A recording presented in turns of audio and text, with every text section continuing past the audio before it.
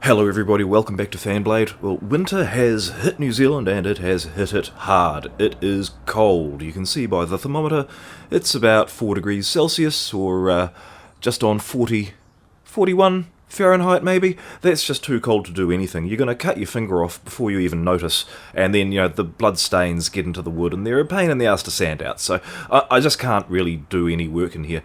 So I think we'll just go into the studio. And in the studio it's a lot warmer.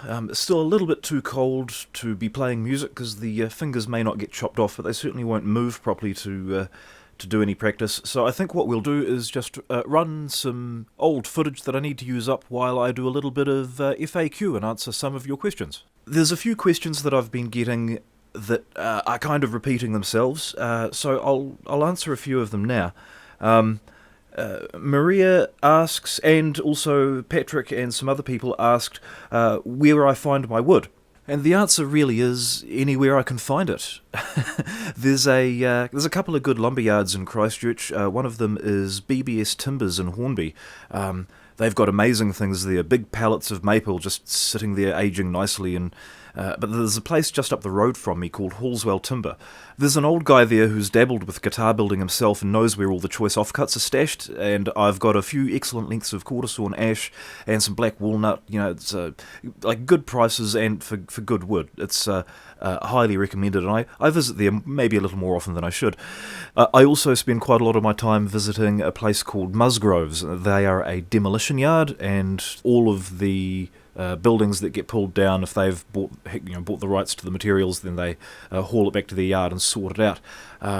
They've got just a big room where you can get all manner of sort of furniture grade things. I've got massive chunks of mahogany from them.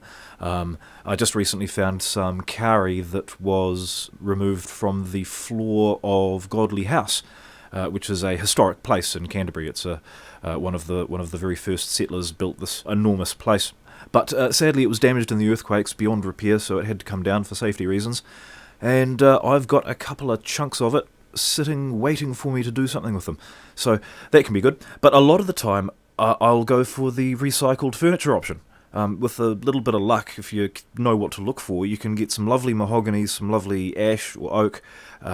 Sometimes it takes a little bit of work to dismantle some pieces of furniture are very well built, but it can be well worth it at the end. I've gone down the road of using sort of various hardwood pallets too, but they're a little bit unreliable. The wood's been through hell. It's got microfractures, it's full of nail holes. I've been lucky on occasion to find some good parts, but I can't really recommend it. And the same goes for old pianos. I talk about this quite a bit, actually. People offer me old pianos all the time, and without exception, their solid walnut piano is pine with a thin veneer, and dismantling an old piano is a lot of pain.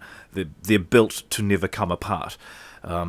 Some parts of the frame are useful, but it's a hell of a job for little gain. But that brings us, of course, to Quilla. Out the back of Bunnings Warehouse, which in New Zealand, that's New Zealand and Australia, that's our big box hardware store, Bunnings Warehouse. But they've got Quilla fence palings in 1 metre lengths for about $3 each. And whenever I go in there, I just buy a big handful of the ones that are sort of the straightest ones, and bring them home. And I just stick them on the shelf and let them age and season for a few months or however long until I need to pull a few out and use them for next. So that's sort of where I get my wood from. So thank you very much for asking that question.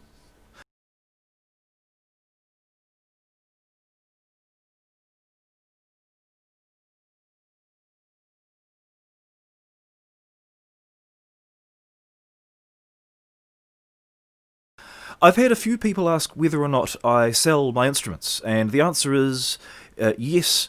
The next question inevitably is how much, and the answer is I don't actually know. What I've been doing up to this point is basically, as I learn how to make them, I've been selling them at cost. So the cost of the hardware and the materials, and then I treat it as a learning experience to build the thing, and then at the end of it I get a working instrument that I can give to somebody who's willing to reimburse me for it. I'm not going to be out of pocket for this.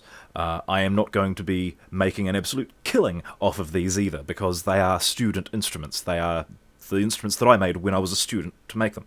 However, going forward, I think when I actually start doing this as a business, and that is the long-term plan, is to try and make a little business doing this, I think what I would like to do is have a modular approach, whereby I've got my body designs, and I have whatever necks I'm able to make out of whatever wood I can find. And they will be different body shapes made out of different things, and there'll be different necks made out of different things.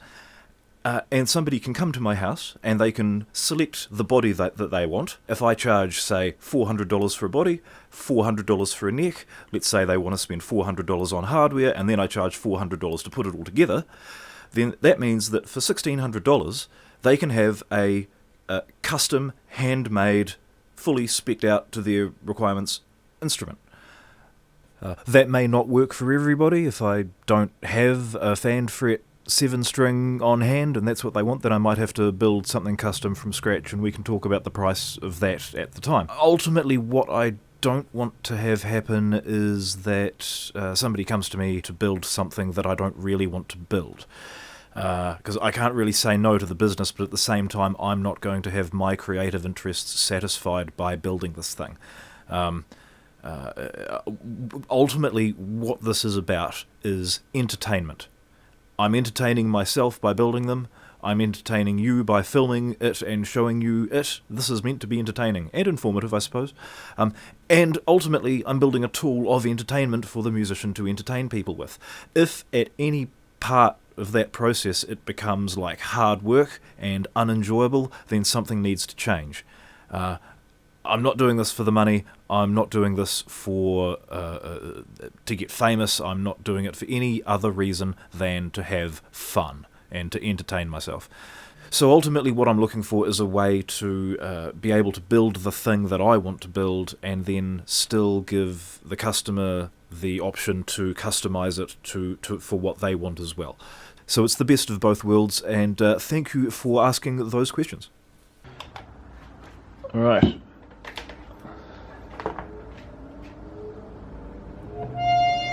Yes.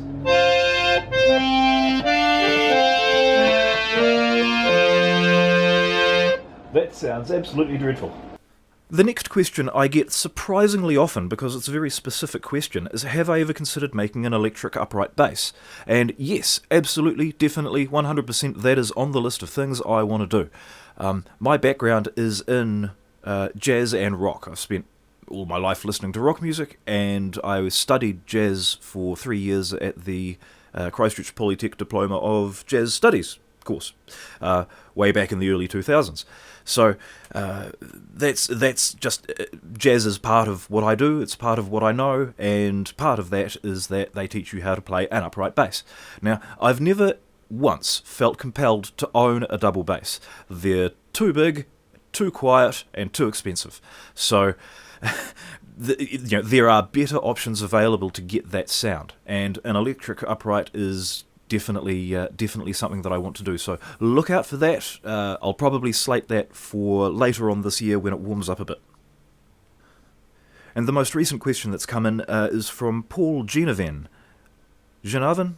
I don't know how to pronounce your name, Paul, I'm very sorry. This was a question he placed on the How to Defret a Bass and Why You Probably Shouldn't video.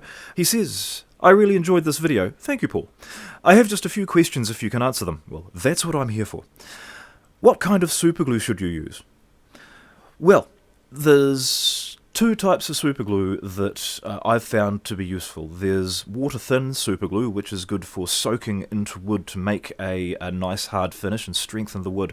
Then there's the high-strength, high-speed stuff, which is it doesn't soak in as far before it sets.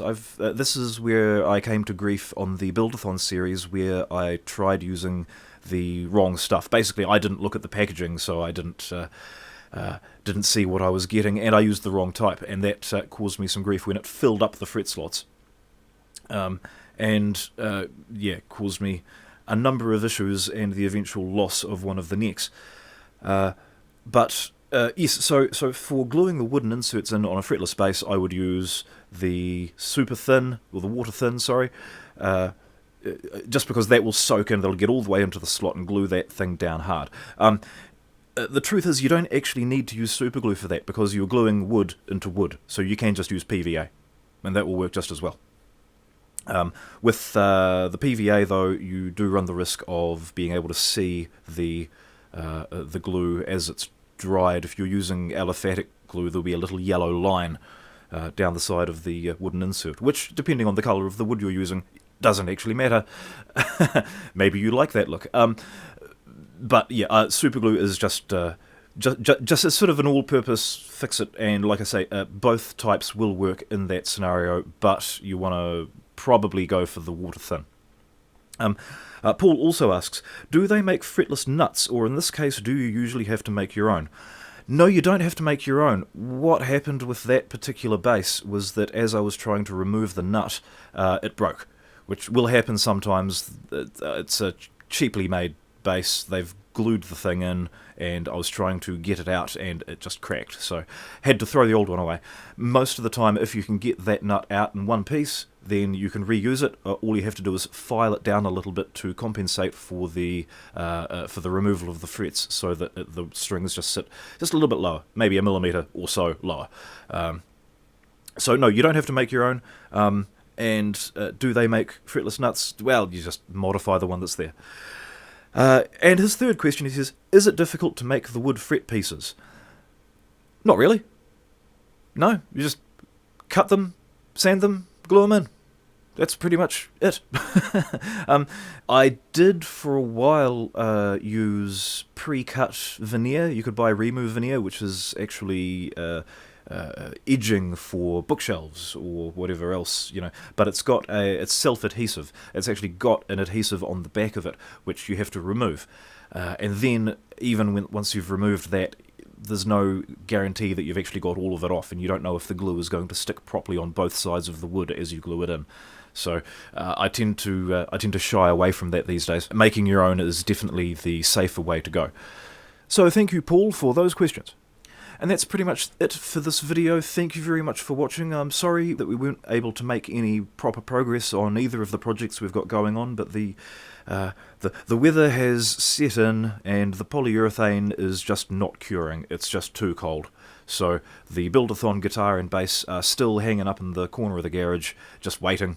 I check them every couple of days, and it's just going to take a long time, and it's just too cold to do anything else with the mandolins right now, so unfortunately that's where we have to leave it. But thank you very much for your questions. If you liked this video, then please give us a thumbs up, hit subscribe, and leave a question that I can answer in the next time that I need to do one of these. So thank you very much for watching, thank you very much for subscribing, and I'll see you later. Cheers.